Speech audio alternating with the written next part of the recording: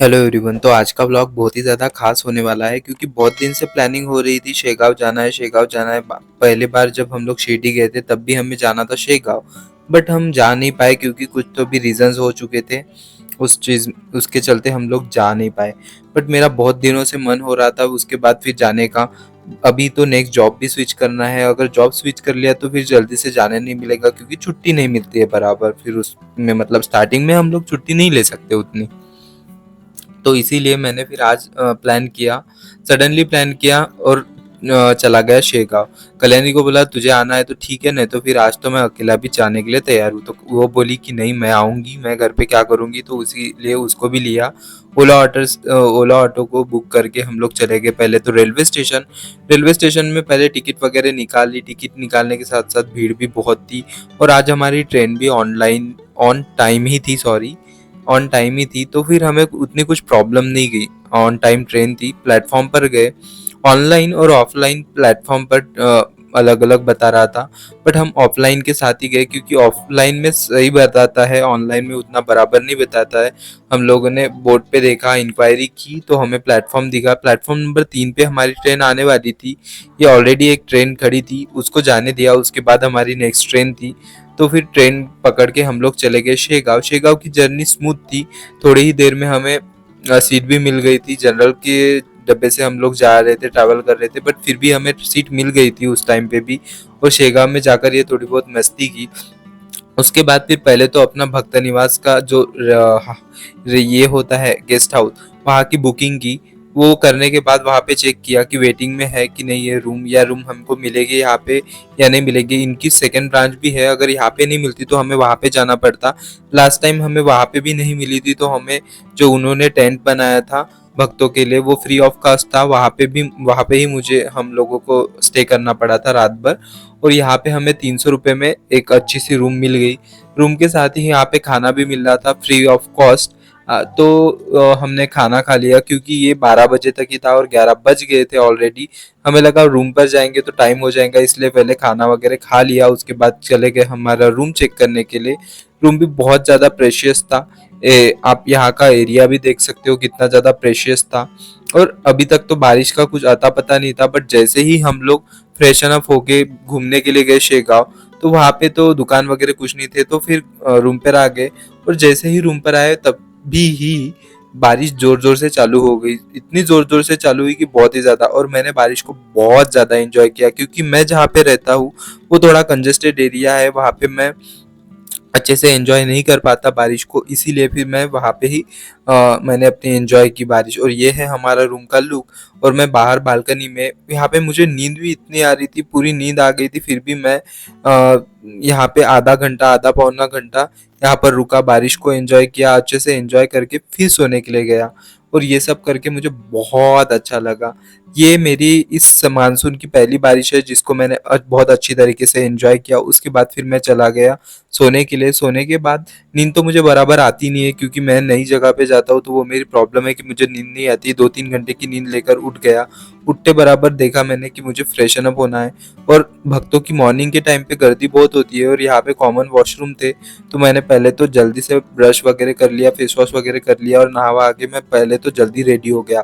कल्याणी को भी उठाया, उसको बोला कि जल्दी से रेडी हो जा, हम लोग चले जाते हैं दर्शन करने के लिए। और दर्शन करने के साथ ही हम फिर बाद में नाश्ता करने के लिए जाएंगे। बट वो बोली पहले नाश्ता कर लेते हैं, तो नाश्ता करने के लिए गए पहले। उसके बाद फिर हम लोग गए मंदिर। मंदिर तो जल्दी ही ओपन हो जाता है मॉर्निंग में, तो इसलिए पहले हमने मॉर्निंग में दर्शन किए।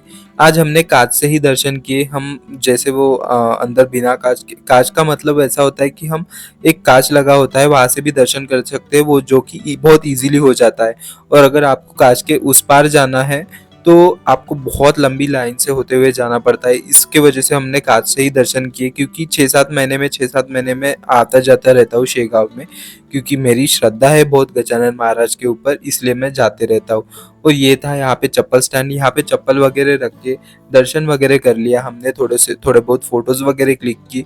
और आप देख सकते हो संडे का दिन था ये, नहीं सॉरी संडे का नहीं, ये फ्राइडे का दिन था, बट फिर भी इतनी गर्दी थी यहाँ पे। हमेशा आप साल में कभी भी आओ, यहाँ पे हमेशा गर्दी रहती है भक्तों की।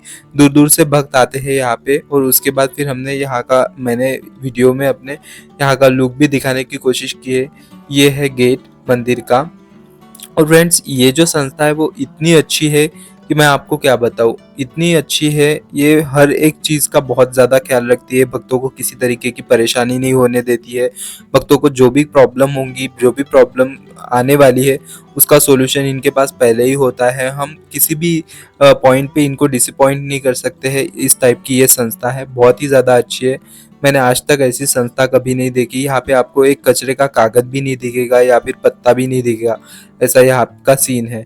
तो यहाँ से मैं जा रहा हूँ दर्शन करने के लिए। वो अंडरग्राउंड मंदिर है, इसलिए हम लोग कांच में से दर्शन करने के लिए गए। तो यहाँ पे जगह भरपूर थी, यहाँ पे कोई भी गर्दी वगैरह कुछ नहीं थी। तो यहाँ से दर्शन वगैरह करके मैं बाहर आ गया वीडियो में दिखाने के लिए। ये यहाँ का व्यू भी कैप्चर किया। ऐसा कुछ मंदिर है बाहर का। उसके बाद फिर हम लोग जाने वाले थे खाना खाने के लिए। बट खाना जो था वो 10 बजे चालू होने वाला था। 10 बजे चालू होने वाला था, तो फिर तब तक के लिए क्या करूँ, टाइम पास तो कर नहीं सकते थे। तो उससे अच्छा हमने सोचा कि हम चले जाते हैं मार्केट एक्सप्लोर करते लेते हैं, क्योंकि अगर कुछ लेना होगा, कुछ पसंद आया तो ले लेंगे, अदरवाइज मार्केट एक्सप्लोर कर लेंगे। क्योंकि हम लोग कहीं पे भी जाते हैं तो मार्केट तो एक्सप्लोर करना बनता ही है। फिर चले गए मार्केट एक्सप्लोर करने के लिए। बहुत घूमे मार्केट में, बट हमें कुछ एज सच नीड नहीं थी किसी चीज़ की, और हमें कुछ पसंद भी नहीं आया। तो फिर जस्ट ऐसे ही मार्केट में गए, एक्सप्लोर किया, एमआरपी वगैरह पूछी, थोड़ा सा बार्गेनिंग वगैरह की, और उसके बाद हम लोग आ गए। बट उससे पहले तो मैं आपको ये मंदिर का ही व्यू बता देता हूँ कि ऐसा ऐसा कुछ व्यू है यहाँ का, जो कि बहुत ही प्रेशियस। यहाँ पे आकर आपको, आपके मन को एक अलग ही तरह का सेटिस्फिकेशन और अलग ही तरीके की शांति आप महसूस करोगे अपने आप में। ये यहाँ की वाइब होती है। यहाँ की वाइब जो है बहुत ही ज़्यादा पॉजिटिव है। अगर आप कभी भी विजिट करना चाहो तो आप एक बार शेगांव में ज़रूर विजिट करना। आपको वो चीज़ फील होंगी जो मैं आज वीडियो में बताने जा रहा हूँ।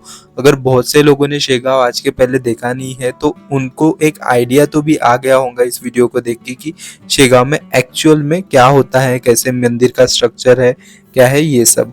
और ये हम लोग बाहर आ चुके थे, ये अंकल लोग वगैरह खड़े थे, जो कि वो उनके पास जो चीज़ें थी वो लेने के लिए हमें ज़बरदस्ती कर रहे थे, बट नीड नहीं थी तो हमने नहीं ली। बाकी मार्केट एक्सप्लोर किया। मार्केट में भी आज हम लोग ज़्यादा घूमे नहीं, जितना घूमना था उतना ही घूम चुके। उसके बाद फिर हम लोग चले गए मंदिर पे। 10 बज चुके थे उस टाइम तक। तो फिर अच्छे से मार्केट को एक बार घूमने के बाद, अच्छे से एक्सप्लोर करने के बाद हम लोग चले गए डायरेक्टली मंदिर।